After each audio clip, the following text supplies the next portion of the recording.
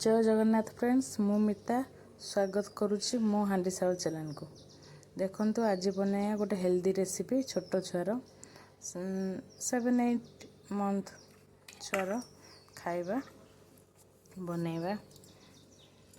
गोटे मुठा चाउल, गोटे मुठा मुग डाली, हरड़ डाली मिसेकी अमृतभंडा, गाजर, गोटे एप्पल, कखारू मिसेकी हम बनैबा। देखंतु मु प्रेशर बसै देली, प्रेशर ताती जाइए। एथरा आम गोटे छोट चामच गुआ घी पकेबा। गुआ घी पिलान पे हेल्दी। गुआ घी पकेले से आम बतुरई डाली चाउल को पकेबा।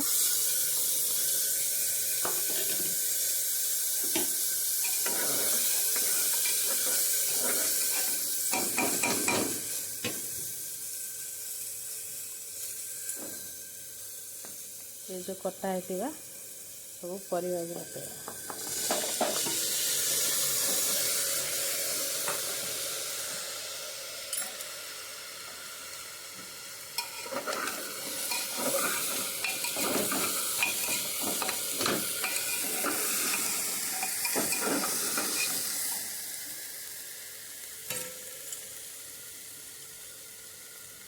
इस समय आम अल्प हलदी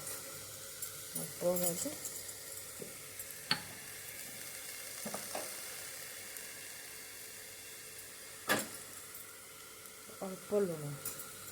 छोट छुआ बेसी लुण खाइले भल नुह, अल्प लुण पके घाटिबा।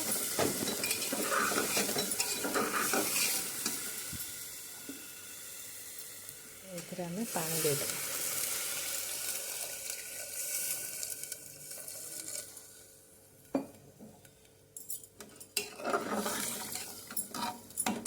दुई रु 3टा सीटी आसले बंद करदे।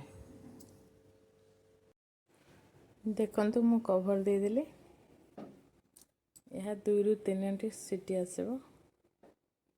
सीटी आसला पर हे जाबो।